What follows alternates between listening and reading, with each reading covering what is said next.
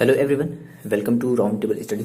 तो देखो जी, स्टार्ट करते हैं चैप्टर 10 का ये जो हमारा लेक्चर नंबर 4 है ना। इस वीडियो में हम लोग बात करेंगे principal of superposition of wave की। और ऑब्वियस ही बात है, इसके बाद हमारा जो मेन टॉपिक है ना, इस चीज़ को समझने के बाद principal of superposition of wave क्या होती है, इस चीज़ को समझने के बाद फिर हम इसको समझेंगे कि what is the interference of light wave, जो कि आपका था वही यंग एक्सपेरिमेंट वाला। ठीक है, जो डबल स्लिट एक्सपेरिमेंट था ना। हाँ बिल्कुल, ये देखो वही चीज़ है।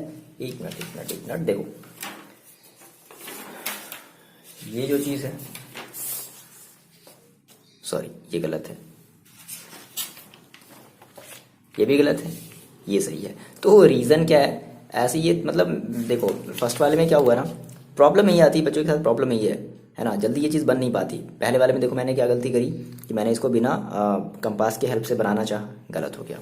दूसरे वाले में कंपास के हेल्प से तो बनाया लेकिन डिस्टेंस का ख्याल नहीं रखा, इसलिए गलत हो गया। और तीसरे वाले में फाइनली जाकर के डिस्टेंस का जब ख्याल रखा गया कि नहीं एग्जैक्ट एक्यूरेट डिस्टेंस लेनी है, तब जाकर के इसे बनाना। तो ये सारी चीज़ें हम लोग डिस्कस करेंगे, ये बनाना सीखेंगे कि किस तरीके से आप बना सकते हो, एक ही बार में आप सही बनाओगे। ठीक है, चलो तब बने रहो मेरे साथ और स्टार्ट करते हैं हम लोग principal of superposition of wave. और फिर उसके बेसिस पे हम ये पढ़ेंगे इंटरफेरेंस ऑफ लाइट। ये जो इंटरफेरेंस ऑफ लाइट है ये हमारे इसी के बेसिस पर है, प्रिंसिपल ऑफ सुपरपोजिशन के ही बेसिस पर है। तो इतनी बातें आई होप आपको समझ में आ रही होंगी कि आपको यहाँ से क्या समझना है। मोस्ट इंपॉर्टेंट यहाँ से आपका जो है यंग डबल स्लिट एक्सपेरिमेंट वाला टॉपिक, जिसको मैंने आपको जो अभी दिखाया, जो मेरे से जो 2 बार जो गलत हुआ, ठीक है, तीसरे बार में जाकर के सही बना, तो वो चीज़ हम लोग यहाँ से देखने वाले हैं। इंपॉर्टेंट टॉपिक है। चलो तो पेन और कॉपी आप निकाल लो और स्टार्ट करो मेरे साथ। तो फर्स्ट आप हेडिंग लगा लो principle of superposition of wave. Main हमारा टॉपिक यही है, इंटरफेरेंस ऑफ लाइट है, बट इसके पहले समझने के लिए हमें principle of superposition of wave को समझना पड़ेगा कि सर क्या है ये principle of superposition of wave. Okay, देखो तो ये आपका जो principle of superposition of wave है, ये एग्जैक्टली क्या बोलता है, थोड़ा सा हम इसका स्टेटमेंट समझ लेते हैं, समझने की कोशिश करते हैं कि ये क्या चीज़ बोल रहा है। कहता है कि व्हेन 2 और मोर वेव ट्रेवल साइमल्टेनियसली, मतलब आपको समझ में आ रही है कि 2 वेव या 2 से ज़्यादा वेव की बात हो रही है। प्रिंसिपल ऑफ सुपरपोजिशन, देखो सुपरपोजिशन का मतलब क्या है कि मिलना, ठीक है, किसी 2 या 2 से ज़्यादा वेव्स का आपस में मिल जाना। अब वो कैसे मिलेगा ये डिपेंड कर रहा है। देखो क्या कह रहा है कि व्हेन 2 और more waves travel simultaneously in a medium, अगर वो किसी मीडियम में एक साथ अगर ट्रेवल कर रहे हैं, the resultant displacement at each point of the medium at an instant is equal to the vector sum of displacement produced by 2 wave separately. देखो कहने का क्या सीन है ना, कि अगर एक मीडियम में किसी एक या सॉरी एक नहीं, एक तो नहीं कह सकते, कम से कम 2 वेव या 2 से ज़्यादा वेव अगर आपस में वो किसी एक मीडियम में, सेम मीडियम में अगर वो ट्रैवल कर रहे हैं, तो कहने का मतलब क्या है कि वो जो भी वेव्स होंगे वो जो है इंडिपेंडेंटली ट्रैवल करेंगे। मतलब किसी दूसरे वेव की वजह से कोई दूसरा वेव इफेक्ट नहीं होगा। बस होगा क्या कि उसका जो डिस्प्लेसमेंट है वो या तो ऐड हो जाएगा, वो या तो सब्ट्रैक्ट हो जाएगा। अब इसको हम लोग थोड़ा सा समझते हैं। जैसे फॉर एग्जांपल देखो, आप लोगों ने आर्केस्ट्रा का नाम सुना होगा। तो देखो वहाँ होता है क्या कि वहाँ बहुत सारे जो है इंस्ट्रूमेंट से साउंड प्रोड्यूस होते हैं, एक अलग साउंड बज रही है। अगर मतलब आपको बहुत सारे इंस्ट्रूमेंट्स का अगर नॉलेज है तब हम उसकी बात कर रहे हैं। बेसिकली मेरे को कुछ चीज़ें पता है, जैसे एक हमारा गिटार होता है और एक वायलिन होता है, समथिंग एक कुछ इस तरीके से। हमें बहुत ज़्यादा चीज़ें नहीं पता, ठीक है। अगर आप अच्छे एक नॉलेज हो, अगर इंस्ट्रूमेंट को अगर आपको अच्छा खासा नॉलेज है, ठीक है, वो बात की बात है। तो आपको क्या ऐसा कभी फील हुआ कि नहीं, मतलब आप ये बता सकते हो ना कि हाँ भाई ये वाली साउंड देखो किसकी है, ये वाली साउंड किसकी है, ये वाली साउंड किसकी है। तो कहने का देखो सीन क्या है ना, कि बहुत सारी वेव क्या कर रही हैं भाई, साउंड वेव, बहुत सारी वेव क्या कर रही हैं, ट्रैवल कर रही हैं। तो अब उन बहुत सारी वेव्स जो ट्रैवल कर रही है, तो सारी की सारी वेव हमारी इंडिपेंडेंटली, वो किसी पर डिपेंड नहीं है। ऐसा नहीं है कि जो है मिक्स हो गया और आपको समझ में नहीं आया कि अच्छा ये ढोलक बज रहा है, कि ये जो है हमारा गिटार बज रहा है। ऐसा नहीं होता, आपको समझ में चीज़ें आती हैं। देखो कहने का सीन क्या है कि उनकी हमने कहा कि भाई जो वेव्स हैं वो आपस में कैसी हैं, इंडिपेंडेंटली है, ठीक है। अच्छा, यानी कि तो चेंज क्या होती है, देखो बेसिकली हमने कहा कि सर साउंड वेव की कुछ मतलब वेव की कुछ बेसिकली प्रॉपर्टी होती है, जैसे कि उसकी हमारी जो है फ्रिक्वेंसी कह लें, ठीक है, वेवलेंथ कह लें, तो ये सब उनकी प्रॉपर्टी होती है। तो ये सब चीज़ें चेंज नहीं होती हैं। होता क्या चेंज है, तो केवल और केवल उनका जो कह सकते हैं जो डिस्प्लेसमेंट है वो चेंज हो जाता है ना, रिजल्टेंट डिस्प्लेसमेंट। देखो डिस्प्लेसमेंट का मतलब क्या है, फॉर एग्जाम्पल जैसे इसको हम अभी अच्छे समझेंगे ये सारी चीज़ें। देखो फॉर एग्जाम्पल जैसे मैंने कहा कि मेरे पास एक ये वेव थी, ठीक है, और एक दूसरी वेव थी जस्ट इसी के नीचे, ओके, और एक मान लो दूसरी वेव थी, एक दूसरी वेव थी, ठीक है ना। तो क्या होगा, अगर मान लो हमने कहा ये अगर सेम फेज में है, ये एक ही मीडियम में ट्रैवल कर रही हैं, तो अभी हमने कहा सर अभी इस वाले की क्रेस्ट मान लो यहाँ से यहाँ तक है, ये होता है ना, दो चीज़ होता है, क्रेस्ट होता है एक ट्रूफ होता है, तो ये क्रेस्ट है।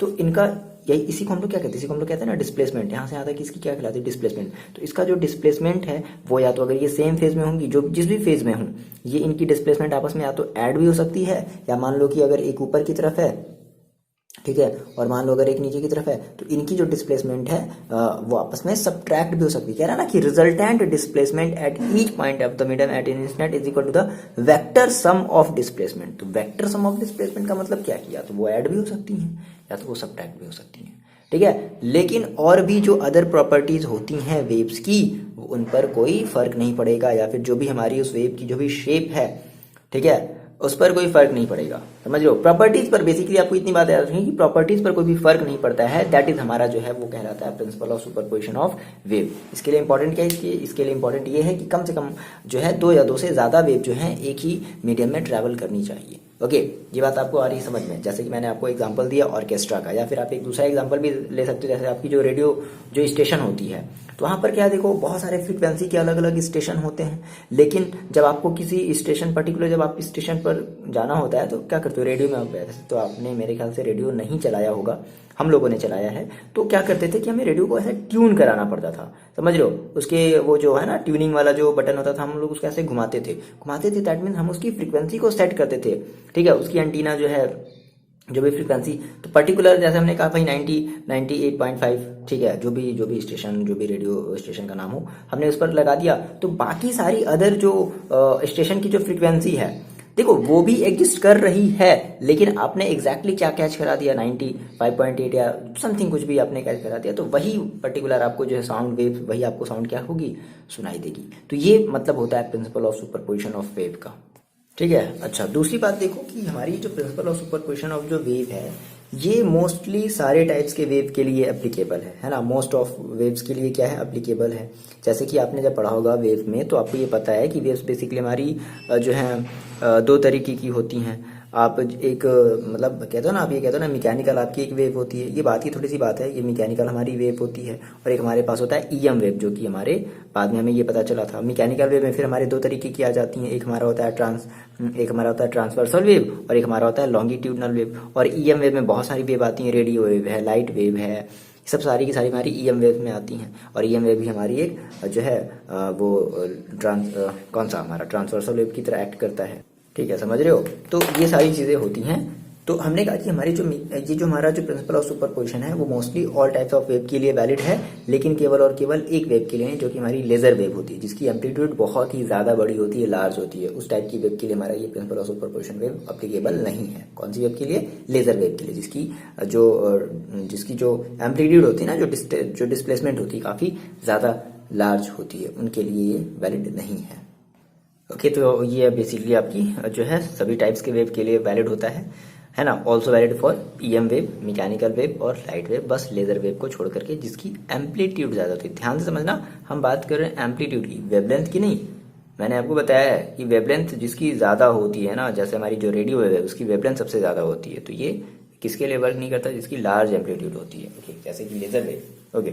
और भी इस टाइप की वेव के लिए एप्लीकेबल है। चलो अब एग्जैक्टली इसको समझते हैं कि एग्जैक्टली सुपरपोजिशन का मतलब क्या है। फॉर एग्जाम्पल मान लो सर, मैंने कहा कि मेरे पास एक मीडियम है, और मेरी इस मीडियम में मान लो बहुत सारी वेव्स जो है वो ट्रैवल कर रही हैं, और उन वेव के ट्रैवल करने की जो डिस्प्लेसमेंट है, मान लेते हैं कि इफ हमने माना कि y1 y2 and y3 dash dash, बहुत सारे ऐसे हैं, लगभग n, मेरे पास n वेव हैं जो ट्रैवल कर रही हैं, और उन सभी की displacement y1 y2 y3 dash dash dash yn है। ये हमारी क्या है, ये हमारी है डिस्प्लेसमेंट्स है ना, डिस्प्लेसमेंट ऑफ वेव, ये हमारी वेव की क्या है, डिस्प्लेसमेंट है, ठीक है। तो ये किसी हमारे एक मीडियम में ट्रैवल कर रही है। तो अब अकॉर्डिंग टू सुपरपोजिशन क्या कहा भाई, सुपरपोजिशन प्रिंसिपल ने क्या कहा कि जो हमारा जो रिजल्टेंट जो डिस्प्लेसमेंट होगा वो इन सभी के सम के इक्वल होगा। तो ऐसा नहीं है कि हम हमेशा सम ही करते, अभी हम इसको आगे फर्दर समझते हैं। तो हमने कहा sir according to superposition principle, according to principle of superposition, ठीक है, क्या हो जाएगा, हमारी जो रिजल्टेंट वेव, हमारी जो रिजल्टेंट डिस्प्लेसमेंट होगी, क्या होगी, resultant displacement is equal to y1 plus y2 plus y3 plus dash dash dash dash yn। ये हमारी रिजल्टेंट डिस्प्लेसमेंट होगी। इन सभी को ऐड कर देंगे और कोई जरूरी नहीं ऐड करेंगे, क्रेस्ट को क्रेस्ट वाले के साथ ऐड भी कर सकते हैं, सब्ट्रैक्ट भी कर सकते हैं, डिपेंड करता है कि उनकी फेज क्या है ना, वो मतलब अपने हाईएस्ट मतलब क्रेस्ट में है या वो डिपेंड करता है। ठीक, फिलहाल पर्टिकुलर उस टाइम में वो किस फेज पर है, हम ये डिपेंड करता है। ठीक है, चलो तो इसको हम लोग थोड़ा सा जो है ग्राफ के थ्रू समझते हैं। इतनी चीजें आप नोट डाउन कर लो और यहाँ पे आप चाहो तो प्रिंसिपल ऑफ पोजीशन के नीचे यहाँ पर आप ऑर्केस्ट्रा वाला भी एग्जांपल लिख सकते हो, और ज्यादा अगर आपको चीजें लिखनी है तो आप नोट्स का भी हेल्प ले सकते हो। ठीक है, जो कि आपको डिस्क्रिप्शन बॉक्स में मिल जाएगा। चलो इतनी बातें आपने नोट डाउन कर ली।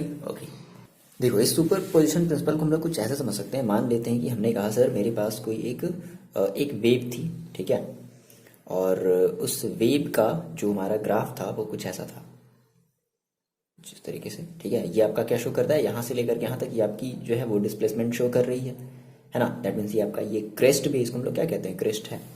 सिमिलरली हमने कहा सेम उसी मीडियम में हमारा एक दूसरा भी एक वेव था जो कि सेम उसी मीडियम में क्या करी थी, ट्रैवल करती थी, इसकी टाइम टी थी। ठीक है, और यहाँ तक मान लो ये हमारी वाई होती है ना डिस्प्लेसमेंट, यहाँ तक। ठीक है ना, सेम उसी मीडियम में हमारी एक दूसरी वेव थी और वो भी जो है सेम हमने कहा कि मान लेते हैं कि इसका डिस्प्लेसमेंट, मान लेते हैं इसका y1 था, इसका मान लेते हैं y2 है। ठीक है, इस तरीके से ये भी क्या कर रही होगी, ट्रैवल कर रही होगी। ठीक है, यहाँ तक। तो अब इसका जो रिजल्टेंट होगा, देखो हमने कहा कि इसका सर जो क्रेस्ट है, तो इसका क्रेस्ट आपस में क्या हो जाएगा, ऐड हो जाएगा। यानी कि जो भी डिस्प्लेसमेंट है इनके, ये दोनों डिस्प्लेसमेंट आपस में कैसे हो जाएंगे, ऐड हो जाएंगे। क्यों? क्योंकि सेम फेज में ये भी अपना क्या कर रहा है, ये भी अपना जो है कुछ डिस्प्लेसमेंट शो कर रहा है और ये भी अपना डिस्प्लेसमेंट शो कर रहा है। तो दैट मीन्स दोनों डिस्प्लेसमेंट आपस में कैसे हो जाएंगे, ऐड हो जाएंगे। यानी कि इस केस में हमारी जो क्रेस्ट होगी वो दूसरे क्रेस्ट से क्या हो जाएगी, मिल जाएगी। ठीक है, दैट मीन्स अब इसका जो हमारा जो रिजल्टेंट मिलेगा वो देखो हमें क्या मिलेगा, वो हमें रिजल्टेंट वेव इसका कुछ इस तरीके से मिलेगा। देखो बात समझना, हमने कहा सर यहाँ से अभी तक यहाँ तक इसकी थी, अब ये दोनों मिल गई आपस में तो ये कुछ और डिस्टेंस तक बढ़ जाएगी। आ रही बात समझ? दैट मीन्स अब इसका रिजल्टेंट जो है ना वो कुछ ऐसे मिलेगा। ये बात आप समझ पा रहे हो, है ना। देखो यहाँ से यहाँ तक थी, ये वाली डिस्टेंस यहाँ तक थी, बट अब जस्ट डबल होगा क्योंकि ये दोनों आपस में मिल गए। तो दैट इज ये आपका रिजल्टेंट वेव है ना, रिजल्टेंट जो भी आपका ये डिस्प्लेसमेंट है। ये तो हमने बात कर ली क्रेस्ट की। सिमिलरली इसी तरीके से हम बात करते हैं किसके लिए, सिमिलरली इसी तरीके से हम बात कर सकते हैं अपने अगर मान लो हमारे पास अगर एक दूसरी वेव है जो कि उनकी आपस में क्या मिल रही होंगी, अगर मान लो ट्रूफ अगर मिल रही होंगी तो हम ट्रूफ की बात कर लेते हैं। ये बात आप समझ पा रहे हो। अच्छा, मान लो हमने कहा कि अब अगर हम हमारे पास एक ऐसी वेव है जो, देखो कुछ इस तरीके समझते हैं ये हमारी वाई है, डिस्प्लेसमेंट शो कर रहा है, ये हमारा पर्टिकुलर किसी टाइम में होगा। मान लेते हैं कि एक वेव थी जिसका वेव कुछ ऐसा था। ठीक, एक वेव थी जिसका वेव कुछ इस तरीके से था। समझ पा रहे हो? तो अगर ये दोनों, अगर हमने ये कहा कि अगर इनकी डिस्प्लेसमेंट जो है, इनका देखो हम लोग क्या बोल सकते हैं कि इनकी फेज अगर अलग है, ठीक है ना, मतलब अपोजिट फेज में ये एक दूसरे को क्या करते हैं, मीट करते हैं, तो इसका जो क्रेस्ट होगा इसके ट्रूफ से क्या हो जाएगा, मिलेगा, है ना। तो जब ये आपस में मिलेंगे, अब देखो तो सब्ट्रैक्ट होगा। अगर ये इन दोनों की डिस्प्लेसमेंट, ठीक है, सेम है तब तो सब्ट्रैक्ट होकर के जीरो हो जाएंगी। लेकिन मान लो अगर ये बड़ी है, ये छोटी है, या ये छोटी है, ये बड़ी है, तो समझ रहे हो ना। तो इसका मान लेते हैं, हमने कहा कि अगर ये दोनों ही अगर हमारी फेज देखो हमारी सेम अपोजिट फेज में मिल रही हैं, अपोजिट फेज में मिल रही हैं, और ये हमारा क्रेस्ट है, ये हमारा ट्रूफ है, तो अपोजिट फेज में हमारे जो क्रेस्ट और जो ट्रूफ हो जाएंगे वो एक दूसरे को सब्ट्रैक्ट कर देंगे।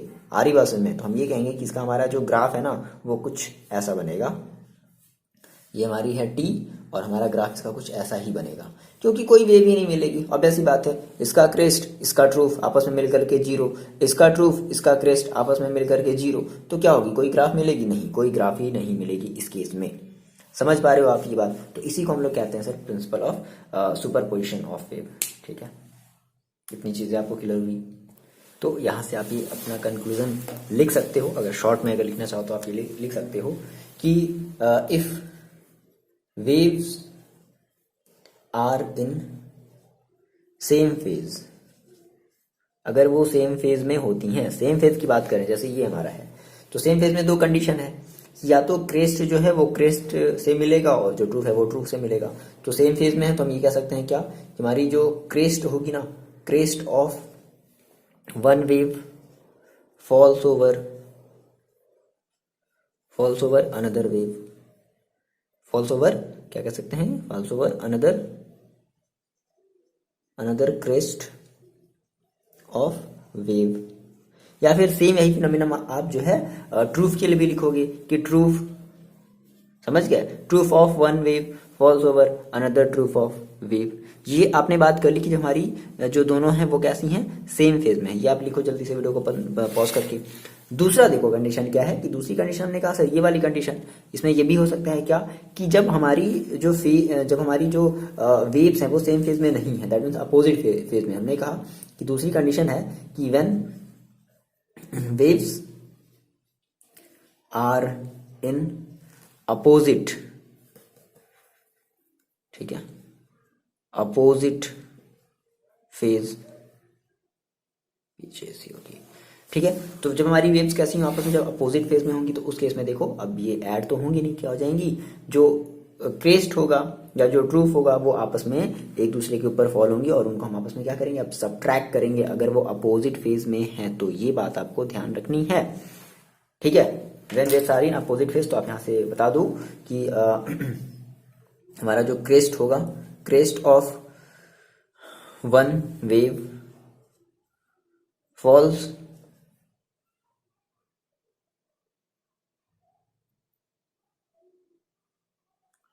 over another wave falls over another crest है तो किसके ऊपर फॉल्स होगा, ये बेसिकली उसके फॉल्स ओवर अनदर ट्रूफ है ना, another wave and get subtracted, और हम इन दोनों का आपस में क्या कर लेंगे, सबट्रैक्ट कर लेंगे। और इसमें हम क्या करेंगे, एडेड, इनमें जो है ना उनकी जो क्रेस्ट है या जो ट्रूफ है वो आपस में सेम फेज में तो क्या ऐड हो जाती हैं, और अगर अपोजिट फेज में है तो वो सबट्रैक्ट हो जाती हैं। यही फिनोमिना है हमारा principal of superposition. I hope आपको ये सारी चीजें जो है समझ में आई होंगी। देखो अब इसी से आप ना थोड़े से अपने जो हमारा जो इंटरफेरेंस वाला जो फिनोमिना है उसको आप अटैच करो। इंटरफेरेंस बेसिकली हम क्या कह रहे हैं सर, इंटरफेरेंस हमारी जो है वो हमारी एक फिनोमिना है। अब उस फिनोमिना में हो क्या रहा है, देखो उस फिनोमिना में बेसिकली दो मोटी मोटी बातें हो रही होंगी। पहली बात क्या हो रही है सर, देखो इंटरफेरेंस, हमने कहा सर इंटरफेरेंस हमारी क्या है, एक फिनोमिना है जिसमें होती क्या है कि हमने कहा इसमें सर हमारी जो ट्रूफ है वो जो क्रेस्ट है वो क्रेस्ट आपस में मिल रही हैं, या मे बी जो ट्रूफ होंगी वो भी आपस में मिल रही होंगी, ठीक है। और एक दूसरी हमारी जो कंडीशन थी कि जब क्रेस्ट और ट्रूफ आपस में जब मतलब दो वेव जब आपस में एक दूसरे के जब अपोजिट फेज में थी। अब बात समझो, जब ये दोनों क्रेस्ट और क्रेस्ट जब आपस में जब एक दूसरे के थ्रू जब सेम फेज में जब ये मिल रहे होंगे तो यहाँ पर हम ये कह सकते हैं कि इनकी इंटेंसिटी क्या हो गई, देखो ज्यादा हो गई, इंटेंसिटी इनकी ज्यादा हो गई, ठीक है। तो अगर इंटेंसिटी, अगर हमारा जो रिजल्टेंट जो हमारा जो इंटेंसिटी है अगर वो ज्यादा हो गया तो हम कहेंगे कि हमारा वो कंस्ट्रक्टिव इंटरफेरेंस है। वो अभी हम डिस्कस करने वाले हैं फिलहाल। तो इस इंटरफेरेंस का फिनोमिना ही इसी से आया, तभी तो भाई यंग आया ना, यंग डबल स्लिट एक्सपेरिमेंट है ना, जो लगभग 1668 के आसपास जो हाइगेंस ने जो बता दिया था कि हाँ भाई हमारी वेव जो है लाइट हमारी एक वेव नेचर का है, ठीक है। लेकिन फिर लगभग ये देखो कब की बात है, ये लगभग है बात है 1600 में उन्होंने बताया, और ये लगभग इन्होंने प्रूव किया लगभग 1800 के आसपास ये उन्होंने प्रूव किया कि हाँ भाई वो जो हाइगेंस ने बताया था वो थोड़ा सही कह के गए थे, वो लगभग ये थोड़ी सी बातें उन्होंने गलत कही। लेकिन बहुत सालों बाद ये चीज प्रूव हुआ, और किसने प्रूव किया, यंग डबल स्लिट एक्सपेरिमेंट के थ्रू, मतलब यंग ने जो है साइंटिस्ट का नेम है, उन्होंने डबल स्लिट एक्सपेरिमेंट के थ्रू इस चीज को प्रूव किया कि हाँ। अब क्या किया, कैसे किया, तो हम लोगों ने उसी का नाम दे दिया क्या, interference of light wave. Okay, तो आप नेक्स्ट हेडिंग लगा लो, इंटरफेरेंस ऑफ लाइट वेव, और उसमें हम वो वाली चीजें बनाना सीखेंगे जो मैंने आपको दिखाई थी स्टार्टिंग में, कि मैंने बनाया, कोशिश किया एक बिना स्केल वगैरह का मैंने बनाने की कोशिश की, बिना कंपास की बनाने की, तो ऐसे ही गलत हो गया। दूसरा मैंने बनाया भी कंपास के हेल्प से, बट डिस्टेंस में थोड़ी सी गड़बड़ी हो गई, तो वो भी इधर उधर का मैंने डिस्टेंस लिया, वो भी गलत हो गया। फाइनली लास्ट बार में सही बन गया, जो कि आप लोगों ने देखा भी। हेडिंग लगा लो आप, इंटरफेरेंस ऑफ लाइट वेव। देखो जी, ये क्या है इंटरफेरेंस ऑफ लाइट वेव, क्या है, सिंपली मैंने आपसे कहा, पहले भी कहा है कि इंटरफेरेंस हमारी एक फिनोमिना है। क्या है भाई, फिनोमिना है। जिसमें होता क्या है, the redistribution of light intensity due to superposition of two light. तो इसीलिए पहले आपको सुपरपोजिशन समझ में आना चाहिए कि सुपरपोजिशन एग्जैक्टली है क्या। आई होप कट गई लाइट, चलो कोई नहीं। ओके देखो अच्छा, कहाँ थे हम लोग ये डिस्कस कर रहे थे कि अगर आपको इंटरफेरेंस समझना है तो आपको जो है सुपरपोजिशन वाला प्रिंसिपल समझ में आना चाहिए। देखो आपने कहा ठीक है, अगर सर आ गया है तो आपने कहा कि वहां पर हमारी जो वेव होती थी अगर वो सेम फेज में होती थी, हमने कहा कि सर अगर हमारी वेव्स अगर सेम फेज में होती थी, थोड़ी सी बात समझते हैं यहाँ पे, ध्यान समझो। अगर हमारी वेव अगर सेम फेज में होती थी तो वहां पर हमारी जो वेव्स हैं वो जो क्रेस्ट होती थी या जो ट्रूफ्स होते थे वो आपस में ऐड हो जाते थे। क्रेस्ट प्लस क्रेस्ट ये हमारा ऐड हो जाता था, या फिर हमारा जो ट्रूफ होता था और ट्रूफ होता था वो हमारा आपस में ऐड हो जाता था। ठीक है, तो और एक दूसरी हमारी केस ये थी कि अगर हमें जब अपोजिट हमारी जब फेज अगर अपोजिट होती थी, ठीक है ना, अपोजिट अगर फेज होती थी तो उस केस में हमारे जो क्रेस्ट होते थे और जो हमारा ट्रूफ होता था वो आपस में सब्ट्रैक्ट हो जाता था। अब देखो यहाँ से एक ही सामने निकल करके आई, ये सब सारी चीजें एक्सपेरिमेंटली अभी हम लोग देखेंगे, बनाएंगे, चीजों को समझेंगे, डोंट वरी।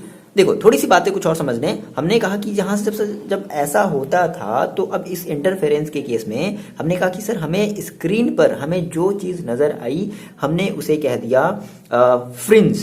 क्या कह दिया सर, हमने फ्रिंज कह दिया। क्या कह दिया, फ्रिंज कह दिया। और क्रेस्ट माइनस ट्रूफ मिला तो इसको भी हमने फ्रिंज कह दिया, मतलब फ्रिंजेस बनने लगी। देखो फ्रिंजेस बनने का मतलब क्या है, जैसे कि चलो अभी समझते हैं फिलहाल। फ्रिंजेस कहने का मतलब देखो क्या है, एक कह लो कि एक बैंड कह लो। जैसे मान लो लाइट है, लाइट को आप जैसे किसी जाली से अगर पास कराओ, है ना, अगर वो डिपेंड करता है कि आपने लाइट कौन सा लिया है, तो देखते हो ना कहीं ज्यादा डार्क कहीं कम डार्क, किस तरीके से चीजें बन रही होती हैं। तो दैट मीन्स हमने उसको फ्रिंज कह दिया। अब ये जो फ्रिंजेस है ना वो भी दो तरीके की होंगी भाई, एक तो इस वाले तरीके से हमारा फ्रिंज बनेगा, एक इस वाले तरीके से फ्रिंज बनेगा। अब देखो, अब अगर क्रेस्ट अगर मिल रहे हैं या ट्रूफ अगर मिल रहे हैं तो हम उसको सर कहते थे कंस्ट्रक्टिव फ्रिंज। क्या कहते थे, कंस्ट्रक्टिव इंटरफेरेंस भी कह सकते थे, कंस्ट्रक्टिव इंटरफेरेंस। यहां पर फिनोमेना हुआ इंटरफेरेंस, ठीक है। और यहां पर हमें जो मिला, यहां पर हमें डिस्ट्रक्टिव मिला। क्या मिला सर, डिस्ट्रक्टिव। मतलब जब दोनों आपस में एक दूसरे से ऐड होकर के सबट्रैक्ट हो गई, दैट इज डिस्ट्रक्टिव। और जब दोनों आपस में ऐड होकर मिलकर के ऐड हो गई, दोनों आपस में मिलकर के सबट्रैक्ट हो गई तो डिस्ट्रक्टिव, मिलकर के ऐड हो गई तो कंस्ट्रक्टिव इंटरफेरेंस। और यहाँ पर हमें मिला डिस्ट्रक्टिव इंटरफेरेंस। समझ रहे हो बात को, ठीक है ना। तो अब इसकी जो इंटेंसिटी होती थी वो हमारी मैक्सिमम इंटेंसिटी होती थी। यही बेसिक सा चीज है। इस चीज को अगर आप समझ लोगे ना तो आप खुद से एक्सप्लेन कर सकते हो, समझो। बाकी तो आपको नोट्स अवेलेबल है, चीजों समझो, केवल चीजों को समझो, ठीक है ना। तो हमें जो इंटरफेरेंस, हमें जो फ्रिंजेस मिली है ना, वो मैक्सिमम, उनकी इंटेंसिटी मैक्सिमम थी। और इस केस में हमें जो इनकी जो इंटेंसिटी थी वो मिनिमम थी, मिनिमम इंटेंसिटी, ठीक है। ये चीज होगी कंस्ट्रक्टिव में और डिस्ट्रक्टिव में। क्लियर है। तो हमें फिलहाल यहाँ से दो बातें समझ में आ गई कि सर हमारा जो है इंटरफेरेंस क्या है, बेसिकली एक ऐसा फिनोमिना है जिसमें हम क्या करते हैं, हम लाइट को रीडिस्ट्रीब्यूट करते हैं और अलग अलग जगहों पर हम जो है फ्रिंजेस ऑब्टेन करते हैं, है ना। इस फिनोमिना को हमने क्या दिया, इंटरफेरेंस ऑफ लाइट। अब इसमें होता है क्या है कि अगर हमारी लाइट वेव अगर सेम फेज में होती है तो क्रेस्ट मिल सकते हैं या ट्रूफ मिल सकते हैं। और अगर क्रेस्ट और क्रेस्ट मिल रहे हैं, ट्रूफ और ट्रूफ मिल रहे हैं, तो हमें फ्रिंजेस मिलेंगी। और अगर क्रेस्ट और ट्रूफ अगर माइनस हो रहे हैं, ट्रूफ और क्रेस्ट अगर माइनस हो रहे हैं, तो हम उस केस में भी हमें फ्रिंजेस ही मिलेंगी। अब सर दोनों में फर्क क्या है, तो हमारी ये कंस्ट्रक्टिव इंटरफेरेंस का फिनोमिना हो जाता है, हमारी डिस्ट्रक्टिव इंटरफेरेंस का फिनोमिना हो जाता है। इसकी इंटेंसिटी मैक्सिमम होती है, इसकी इंटेंसिटी मिनिमम होती है। ये बेसिक से हमने कुछ बातें समझ ली इंटरफेरेंस से रिलेटेड, ठीक है। नाउ देखो हम लोग बात करते हैं कि इसके पीछे का जो एक्सपेरिमेंट है, ये जो सारी चीजें हमने तो ऐसी जनरली बता दी है ना कि हाँ भाई ठीक है ऐसे ऐसे, बट इनको ये कैसे पता चला, आपको ये चीज पता चल गई, बट ये कैसे पता चला, एक्सपेरिमेंट के थ्रू आप इसको बताना पड़ेगा कि कब हमारी कंस्ट्रक्टिव इंटरफेरेंस बनेगी, कब हमारी डिस्ट्रक्टिव इंटरफेरेंस बनेगी, मैक्सिमम, ये सब सारी चीजें आप एक्सपेरिमेंट। देखो डरना नहीं, बिल्कुल भी नहीं डरना, कैसे बनाते हैं कैसे नहीं बनाते, ये सब सारी चीजें आपको एग्जैक्टली बताएंगे, क्योंकि आप क्लास 12th में हो बेसिकली। आप अभी आपको क्लास 12th का एग्जाम ही दे रहे हैं ना। ओके चलो देखो स्टार्ट करते हैं। ओके तो आप हेडिंग लगा लो, Young experiment, that is Young double slit experiment. Most important ये आपका टॉपिक है, ठीक है। बहुत ही सारी चीजें हम यहाँ से समझने वाले हैं, टेंशन नहीं लेना। आपको इसके जो नोट्स है ना वो आपको मिल जाएंगे। और नोट्स में क्या चीजें, कैसी सारी चीजें जो लिखी गई ना, 1.5 पेज की, 1.5 पेज की है, ठीक है। डरना नहीं सुन करके नाम 2 पेज की। तो बहुत देखो इजी है यार, कुछ नहीं है, रटना एकदम नहीं है। सबसे पहले मैंने कहा कि अब यंग आए हैं ना, तो उन्होंने सबसे पहले देखो देखो स्लिट का मतलब क्या होता है। स्लिट का मतलब हम कह सकते हैं बहुत ही छोटे से हमारे कोई छिद्र कह लो, हिंदी में इसको छिद्र कहते हैं, मतलब छेद, होल, ठीक है। तो उन्होंने क्या किया, सबसे पहले उन्होंने एक स्क्रीन लिया, उन्होंने एक स्क्रीन लिया एल, ठीक है, और उस स्क्रीन का उसने नाम दे दिया, हम नाम दे देते हैं एल, नाम दे देते हैं, ठीक है। और यहाँ पर इस स्क्रीन में हम एक इस जगह पर और थोड़ा सा नीचे बना लेते हैं, क्योंकि ये थोड़ा सा बोर्ड है ना, बड़ा बड़ा ही बनेगा। तो यहाँ पर हमने एक हल्का सा हमने एक जो है एक छिद्र ले लिया, दैट इज स्लिट ले लिया, ठीक है। और उस स्लिट का हमने नाम दे दिया एस। ये हमारा सोर्स है, यहाँ से हमारी क्या है, कोई भी कोहेरेंट लाइट हमारी जाएगी। अब ये कोहेरेंट देखो लाइट का मतलब क्या है कि जिसकी वेवलेंथ हमारी सेम होती है, इंटेंसिटी नहीं, इंटेंसिटी तो नहीं कह सकते, या फिर ये कह सकते हैं कि हमारा मतलब जो हमारे एक और चीज़ हम यहाँ पे टर्म यूज़ करने वाले हैं, फेज, ओके, जिनकी फेज आपस में क्या होती है, सेम होती है, ठीक है, वेवलेंथ आपस में सेम होती है, तो उनको हम कहते हैं कोहेरेंट सोर्स, ठीक है, कोहेरेंट लाइट सोर्स हम, या कोहेरेंट लाइट ऑफ सोर्स भी कह सकते हैं।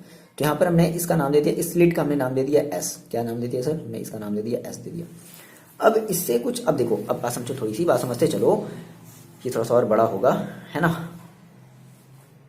और चीज़ें जितनी बड़ी होंगी नीचे।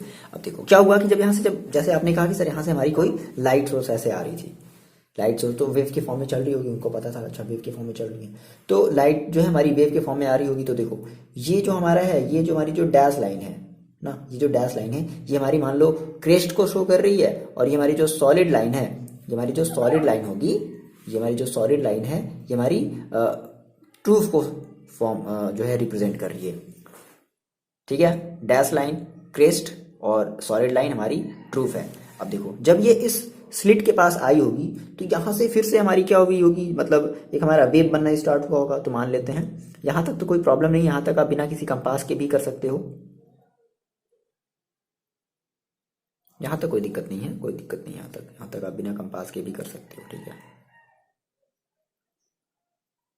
इतना आपने बनाया, ठीक है, नहीं हमारी ये सोर्स है यहाँ से।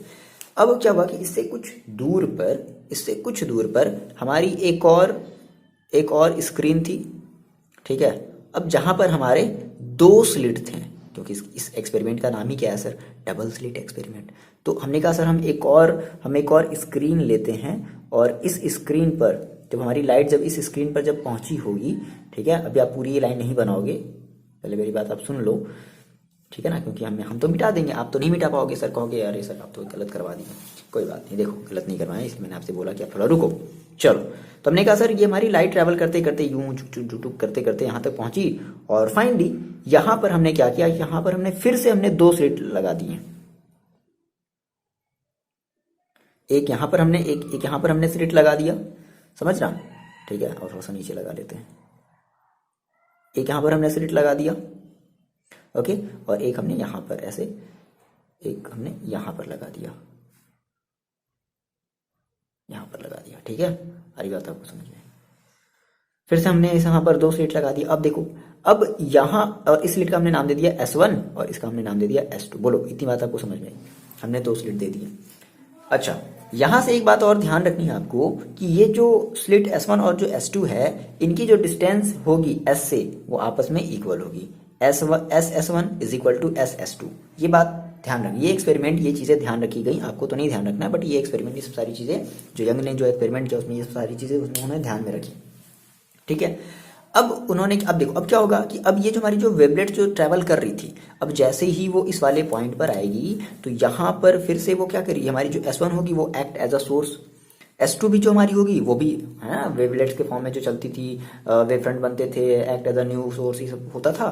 तो S1 जो हमारा होगा अब एक न्यू सोर्स की तरह काम करेगा, S2 भी जो होगा वो भी हमारे न्यू सोर्स की तरह काम करेगा। समझ रहे हो आप ये बात? अच्छा, तो फिर से यहाँ पर वेव बनना स्टार्ट होगा। अब इसी वाले वेव को हम लोग बनाते हैं with the help of this.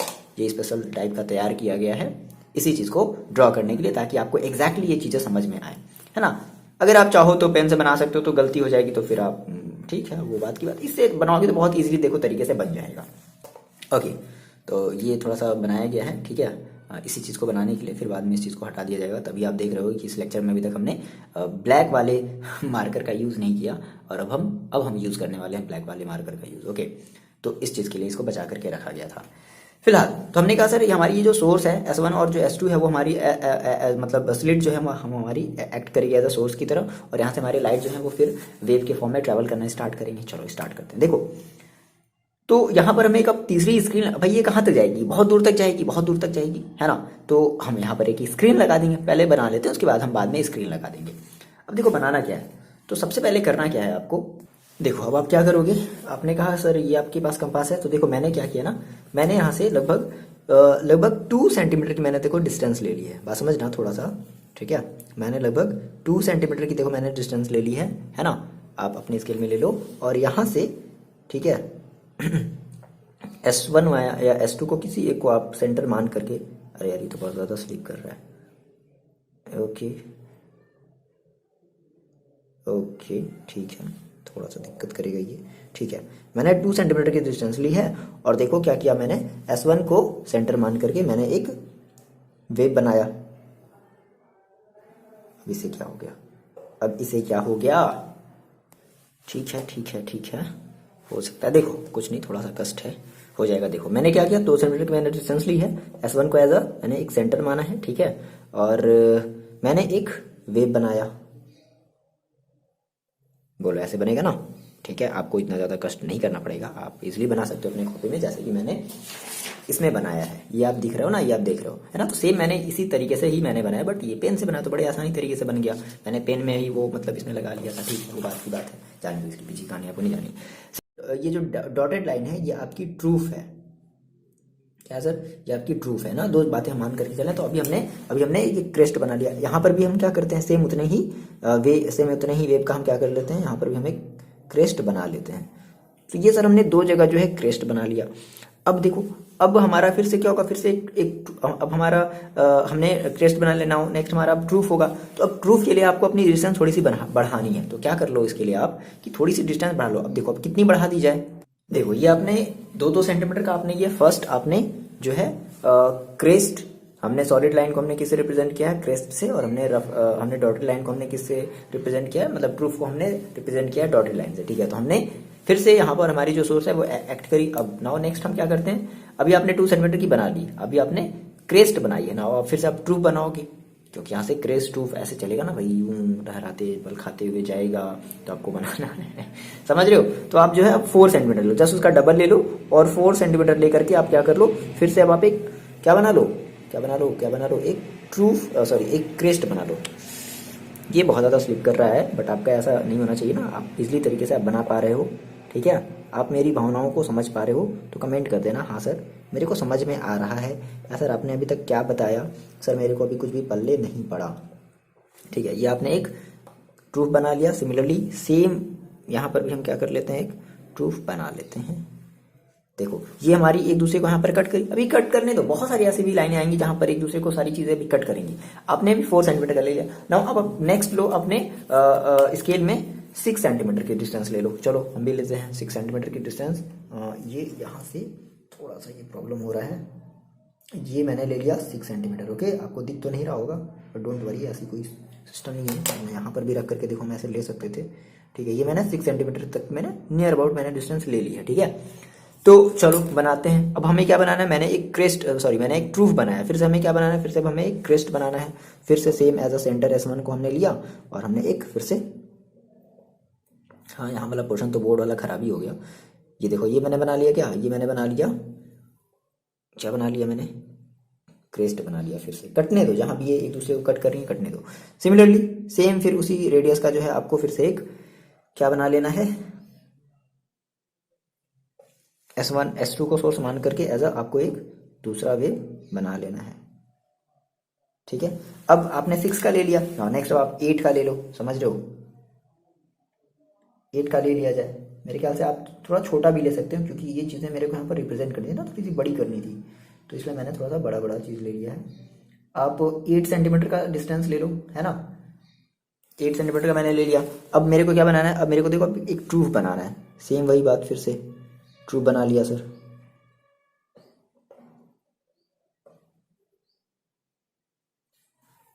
ये यहाँ पर कट करी, यही इंपॉर्टेंट है, ठीक है, यहाँ पर कट करी और ये यहाँ पर कट करी, ठीक है। अब सिमिलरली इसको सेंटर लेकर के ये इसको देखो यहाँ पर कट करी, ये यहाँ पर कट करी, ये स्लिप कर जा रहा है, ये यहाँ पर कट करी और ये यहाँ पर कट करी। मज़ेदार चीज़ है, समझ ना। यहीं पर जहाँ पर एक दूसरे क्रेस्ट और ट्रूफ देखो मिल रहे हैं, आ रही बात समझ में ना। क्रेस्ट और ट्रूफ मिल रहे हैं, क्रेस्ट और क्रेस्ट मिल रहे हैं, ट्रूफ और ट्रूफ भी मिल रहे हैं, 3 चीज़ें हो रही हैं। एक और बना लिया, अभी तक हमने कितना लिया, 8 लिया ना। नाउ नेक्स्ट हम लोग और ले लेते हैं, 10 ले लेते हैं, एक और ले लेते हैं, ठीक है। तो सर ये मैंने ले लिया 10, आप ले पा रहे हो ना ये चीज़। देखो ये चीज़, यही चीज़ है यार, है ना। क्लास 12 में आपको इतना ही करना पड़ेगा। आप जेई का एग्जाम तो आप दे नहीं रहे हो कि नहीं नहीं सर ठीक है आप समझदार हो गए हो, अब 12th पास कर लिए हो, थोड़ा सा मैच्योर हो गए हो, नहीं ऐसा नहीं है। तो आपको सारी चीज़ें बतानी पड़ेंगी, ठीक है। ओके नाउ आपने ले लिया 10 सेंटीमीटर की डिस्टेंस, आपने ले ली, रेडियस ले ली है सेम। अब आपको एक क्या बनाना है, आपको अब एक क्रेस्ट बनाना है। तो ये सर मैंने एक क्रेस्ट बना लिया, यहाँ पर इसने इसको कट किया। सिमिलरली इसको सेंटर लेकर के, ठीक है, फिर मैंने एक क्रेस्ट, मैंने फिर से एक क्रेस्ट बना लिया, ये इसको यहाँ पर ऐसे कट किया। बोलो हारी भाषा में यहाँ पर ये ऐसे कट हो रहा है, ठीक है। एक और बना लिया जाएगा, चलो एक और बना लेते हैं लास्ट। अरे सर अब बस भी करो सर, समझ में आ गया सर, कितना बताती। देखो देखो देखो, समझो, इतना समझो कि मन भर जाए तुम्हारा। हाँ सर ठीक, अब सर कर लेंगे, अब सर भूल भी नहीं सकते इसको। क्या ले लिया जाए, ठीक है। अब ये तो नहीं हो रहा है, सॉरी। थोड़ा सा जान लें, समय आपका लग रहा है, आपका समय इम्पोर्टेंट है, बट समय दोगे तभी चीज़ें जो है समझ में आएंगी। एक बार में सीखना चाहते हो तो थोड़ा समय तो देना पड़ेगा। अभी ये ओपन नहीं हो पा रहा है, हो गया, ओके फाइनली बस ये इससे लास्ट है, क्योंकि यहाँ पे इसने इससे ज़्यादा ये ओपन नहीं हो पाएगा। ओके अब हमें क्या बनाना है, अब हमें एक बनाना है ट्रूफ बनाना है। ओके ठीक है, take S one as a centre. Sir construction याद आ गया, जब सर हम लोग क्लास 9th और 10th में करते थे। Take S one as a centre, फिर हम क्या लेते थे, हमने एक रेडियस ले ली 10 सेंटीमीटर की, and draw an arc this like, है ना, लाइक दिस। क्या बनाना था यार, ट्रूफ बनाना था, कोई बात नहीं, क्रेस्ट बनाना था, सॉरी ट्रूफ, सॉरी कंफ्यूज हो गया सर आपने, ठीक है, ट्रूफ बनाना था। ओके अब सिमिलरली यहाँ पर ले लो और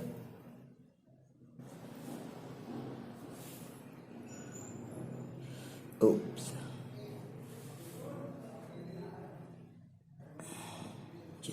ठीक है, इसको भी बना दिया ऐसे ही, कोई बात नहीं, मिटा दो, हल्का हल्का मिटाते चलो। बन गया आपका ये ट्रूफ बन गया, ठीक है।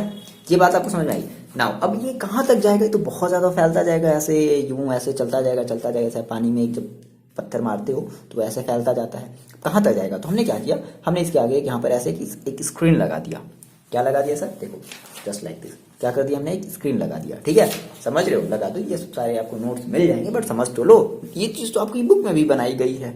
तो फिर मतलब सर फिर क्या है, फिर तो समझ लो, नोट्स की टेंशन नहीं है। नोट्स मैंने आपको हमेशा कहा है कि नोट्स आपको बहुत सारे मिलेंगे, बात होती है समझने वाले की, कि आप कितने अच्छे तरीके से इस चीज़ को समझ पा रहे हो। और देखो एक बात याद रखना कि जब भी आप रिवीजन अगर कर रहे हो ना, तो आप अपने उसी नोट से रिवीजन करो जिस चीज़ से आपने पहली बार चीज़ों को पढ़ा है। बच्चे हमेशा अक्सर ये गलती कर देते हैं। चलो इसके बारे में हम कभी अलग से एक वीडियो बना करके डिस्कस करेंगे, ताकि आप लोग को एक गाइड मिले कि आप लोग रिवीजन कैसे स्टार्ट कर सको, ठीक है। तो यहाँ पर हम क्या कर लेते हैं, यहाँ पर हम एक दूसरी स्क्रीन लगा लेते हैं, हो गया सब स्केल का काम खत्म। यहाँ पर हमने एक दूसरी स्क्रीन लगा ली, या कुछ दूर ले लेते हैं, है ना, इससे हम कुछ दूर ले लेते हैं एक स्क्रीन अपनी, जस्ट लाइक समथिंग। यहाँ पर हमने एक स्क्रीन ले ली, ओके। तो ये हमारी है थर्ड स्क्रीन, इसका हमने नाम दे दिया, ये हमारी L है, ये M है, और ये हमारी स्क्रीन है N। अब सर इस स्क्रीन का क्या काम है, तो ऑब्वियसली बात है, ये वेव बढ़ता गया होगा और यहाँ पर देखो मिला होगा। तो इस स्क्रीन पर हमें बहुत सारी चीज़ें जो हैं, बहुत सारे फ्रिंजेस बने। फ्रिंज कहने का मतलब समझ रहे हो, फ्रिंज कहने का मतलब कि एक ऐसी जगह, एक ऐसा पोजीशन दिखा जहाँ पर लाइट की इंटेंसिटी कम थी, एक ऐसा पोजीशन दिखा जहाँ पर लाइट की इंटेंसिटी बहुत ज़्यादा थी। तो आखिर ये कैसे बना होगा, जो यंग है ना, उन्होंने सोचा कैसे बना होगा। देखो अब जहां पर जैसा हमने कहा सर हमारी ये जो सॉलिड लाइन है वो हमारी क्रेस्ट रिप्रेजेंट कर रही है, और जो हमारी जो हमारी डॉटेड लाइन है वो हमारी ट्रूफ को अगर रिप्रेजेंट कर रहा है, तो यानी कि देखो हमने कहा कि सर यहाँ पर देखो, यहाँ पर हमारी जो है यहाँ पर हमारी क्रेस्ट और क्रेस्ट देखो दोनों मिल रही हैं। तो जहां पर हमारी क्रेस्ट और क्रेस्ट मिल रही हैं, मैंने आपको बताया कि क्रेस्ट और क्रेस्ट मिल रही हैं, दैट मीन्स वहां पर इंटेंसिटी क्या होगी, ज़्यादा होगी। देखो सिमिलरली यहाँ पर सॉलिड और सॉलिड लाइन एक दूसरे को क्रॉस कर रही हैं, तो सॉलिड और सॉलिड लाइन क्रॉस करने का मतलब क्या है कि दैट मीन्स क्रेस्ट और क्रेस्ट आपस में एक दूसरे को ओवरलैप कर रही है ना, एक दूसरे को आपस में ओवरलैप कर रही हैं। सिमिलरली यहाँ पर देखो डैश डैश लाइन आपस में एक दूसरे को ओवरलैप कर रही है, सॉलिड लाइन एक दूसरे को ओवरलैप कर रही है, ठीक है। तो ये फिनोमेना ऐसे बढ़ता जाएगा, फाइनली हम जब ये स्क्रीन तक पहुंचेगा तो इस स्क्रीन पर भी इसे जो है चीजें नजर आएंगी। तो यहां पर हमें इस स्क्रीन पर हमें बहुत ही एक हमें डार्क सी चीज, मतलब चमकती हुई चीज नजर आई, और उसको कह दिया हमने सर फ्रिंज। समझ गए, यहां पर हमें एक चीज चमकती हुई नजर आई इस स्क्रीन पर।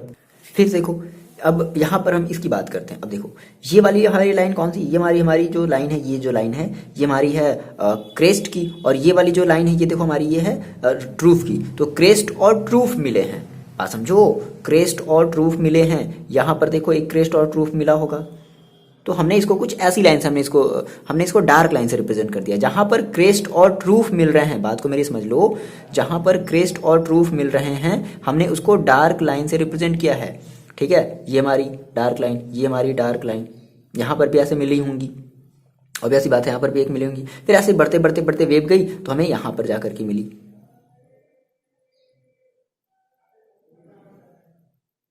अच्छा इसको डैश लाइन से बना लेते हैं।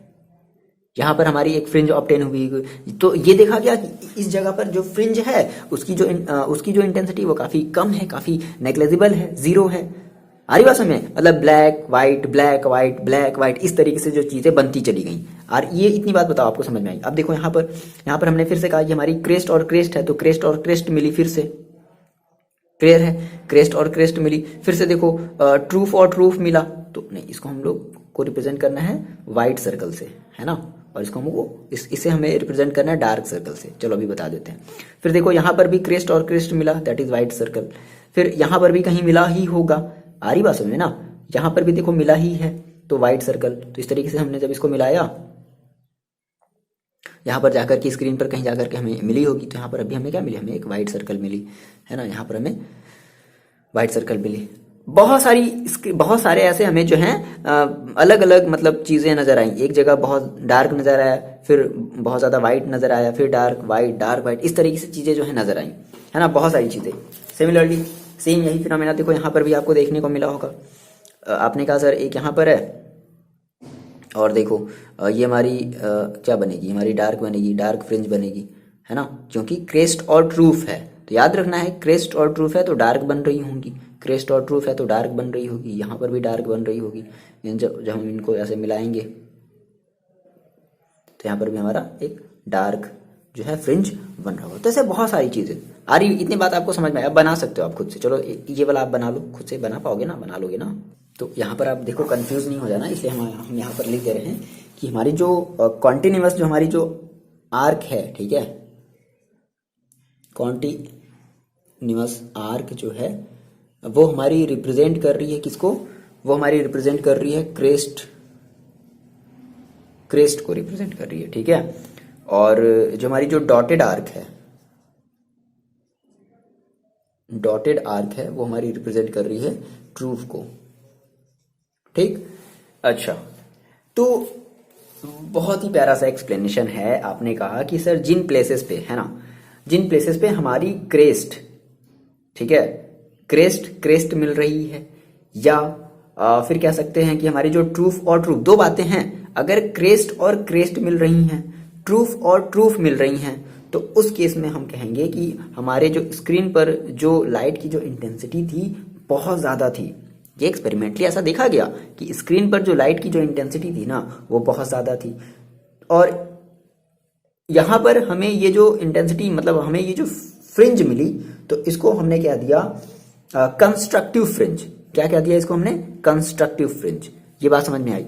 सिमिलरली अगर हम बात करें कि जब हमारी क्रेस्ट और ट्रूफ मिल रही थी, अभी हमने क्या बात करी कि जब हमारे क्रेस्ट और क्रेस्ट मिल रहे थे या ट्रूफ और ट्रूफ मिल रहे थे। देखो कहीं भी ऐसा है क्या, हमने ऐसा कहीं बनाया क्या कि कहीं भी क्रेस्ट और ट्रूफ मिला? नहीं, मैंने कहा सर क्रेस्ट और क्रेस्ट, ट्रूफ और ट्रूफ, क्रेस्ट और क्रेस्ट, ट्रूफ और ट्रूफ, समझ रहे हो? तो उसको हमने क्या दिया सर, कंस्ट्रक्टिव इंटरफेरेंस। नाउ फिर हमने कहा कि अब ऐसी भी कुछ हमारे इस स्क्रीन पर अल्टरनेट कुछ ऐसी भी प्लेसेस थी जहां पर हमने देखा कि मतलब कोई लाइट ही जो है वहां पर, मतलब कोई बैंड ही, मतलब वाइट कह सकते हो ना, कि वहां पर इंटेंसिटी बहुत कम थी। अच्छा, अब इंटेंसिटी कम दो तरीके से हो सकती। अगर हमने कहा कि अगर हमारी जो क्रेस्ट और जो ट्रूफ है ना, अगर उनका अगर डिस्प्लेसमेंट अगर सेम होगा तो फिर जीरो बनेगी, वहां पर कुछ इंटेंसिटी ही नहीं होगी। ठीक है, तो इस प्लेसेस को हमने क्या दिया, यानी कि यहाँ पे हमारे पास क्रेस्ट और ट्रूफ मिली। ठीक है, फिर क्रेस्ट और देखो ट्रूफ मिल रही हैं। यहाँ पर देखो ये हमारी ट्रूफ है, ये हमारी क्रेस्ट है, क्रेस्ट और ट्रूफ फिर से मिल रही हैं। तो कहा कि हमने सर यहाँ पर अगर इक्वल एंड अपोजिट है तो ऑब्वियसली बात है इनको हम सबट्रैक्ट करना पड़ेगा। सबट्रैक्ट करेंगे तो हमें यहाँ पे कोई भी इंटेंसिटी नहीं मिलेगी। तो उस जगह को हमने इस तरीके से हमने डार्क चीजों से हमने रिप्रेजेंट कर दिया। तो यही जो है एक पैटर्न बना। तो इस तरीके से हमारी क्या हुई, इस तरीके से जो है लाइट का ये जो फिनोमिना है कि लाइट हमारी एज एक वेव के फॉर्म में चलती हैं। तो ये प्रूफ। अच्छा सोचो, सिंपल सी बात है, ऐसा क्यों बना होगा? सिंपल सी बात है भाई, अगर मान लो अगर लाइट अगर एक सीधी डायरेक्शन में अगर ट्रैवल करती, लाइट अगर एक सीधी डायरेक्शन में अगर ट्रैवल करती तो फिर क्या मतलब था जो है इंटरफेरेंस फ्रिंजेस बनने का क्या मतलब था? कोई फिर मतलब ही नहीं होता। अगर वेव के फॉर्म में ट्रैवल कर रही हैं तभी तो ये इन सब के थ्रू क्या हो रही है, अल्टरनेट हमें फ्रिंजेस ऑब्टेन हो रही हैं।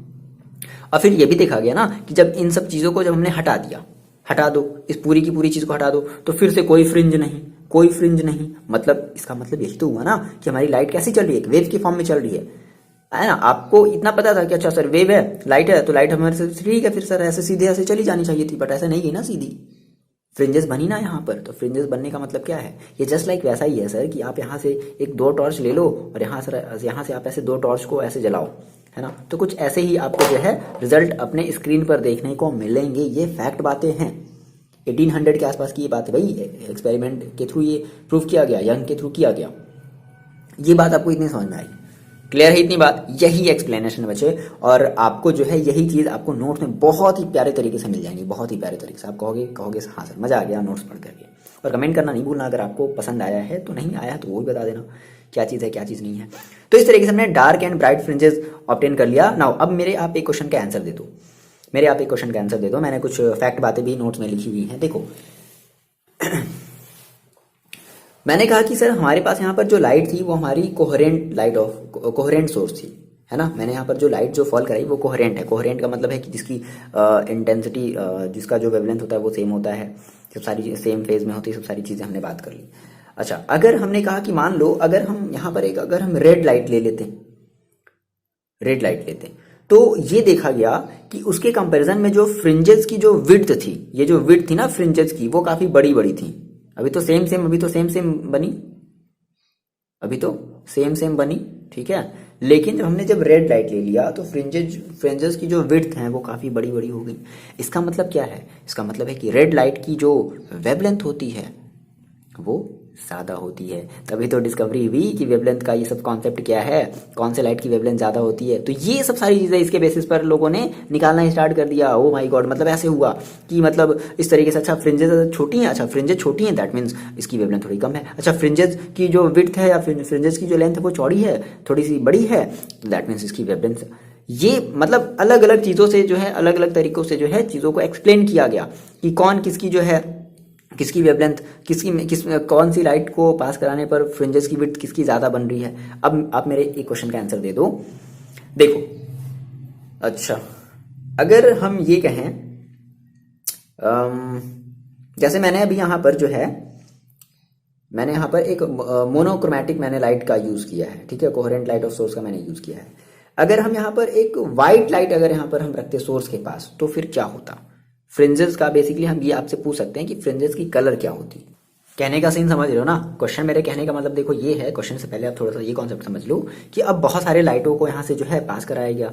ब्लू लाइट को पास कराया गया, येलो लाइट को पास कराया गया, रेड लाइट को पास कराया गया, ग्रीन लाइट को पास कराया गया। तो सबसे ज्यादा जो बड़ा जो फ्रिंज विड्थ जो देखने को मिला वो हमें देखने को मिला रेड लाइट का। अच्छा, अगर हम आपसे ये कह रहे हैं कि अब हम यहाँ पे अगर मोनोक्रोमेटिक लाइट को ना यूज करके अगर हम एक वाइट लाइट को यूज करते हैं, तो आप मेरे को बता दो कि फ्रिंजेस की कंडीशन, आपको दो चीजें बतानी है कि जो फ्रिंज बनेंगे, ठीक है, फ्रिंज हमारे उनकी कलर क्या होगी, ठीक है, फ्रिंज की हमें दो चीजें आपको बतानी है, कलर बताना है और फ्रिंज की विड्थ बतानी है कि उस पर क्या फर्क पड़ेगा, कैसी कैसी टाइप की हमारी जो है फ्रिंजेस बनेंगी। समझ रहे हो ना ये चीज? चलो आप बताओगे मेरे को कमेंट करके, ठीक है। तो ये चीज़ आई होप आपको समझ में आई होंगी, आप अपना आंसर दे देना मेरे को, ठीक है। आपको नोट्स में भी ये चीज़ें आंसर नहीं मिलेंगी, ठीक है। मैं बस देखना चाहता हूँ कि आप यहाँ तक पहुँचे हो कि नहीं पहुँचे हो। ये बस ऐसे ही, हाँ सर आप वीडियो अपलोड कर दो, सर वीडियो अपलोड कर दो, हो जाएंगे यार, सारी चीज़ें हो जाएंगी, डोंट वरी, टेंशन नहीं लो, ठीक है। हम भी कोशिश कर ही रहे हैं, बस वो अलग बात है थोड़ी सी कहीं हम चीज़ें फंस जाते हैं या फिर कुछ इतना ज़्यादा हम कभी कभी टेंशन ले लेते हैं कि मतलब क्या ही पता, जब बीमारी पड़ जाते हैं, तो उन पर काम चल रहा है, चीज़ें इंप्रूव हो रही हैं, ठीक है।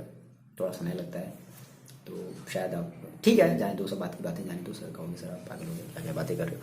तो आपको ये चीज़ पढ़ना है, आपको ये कमेंट करके बताना है कि आपको ये समझ में आया नहीं है, स्पेशली ये चीज़ आपको बताओगे कि इस चीज़ में आपको प्रॉब्लम आ रही थी, ये चीज़ आपकी क्लियर हुई या नहीं हुई, ठीक है। पढ़ाई करते रहो, मिलते हैं आपसे नेक्स्ट वीडियो में, तब तक के लिए अपना ख्याल रखो।